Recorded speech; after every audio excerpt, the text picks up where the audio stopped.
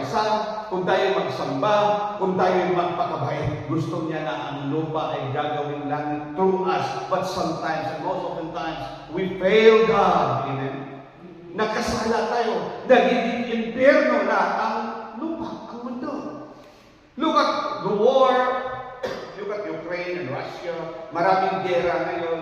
That's because of the Adamic fallen nature. That's because of the greediness of the heart of the people. They're greedy. They want more power. Kaya delikado. Kaya po, if we know our purpose, if you know your purpose, why we are here in this world, to glorify, to serve God, you are the most happiest person on planet Earth. Hello? Hello?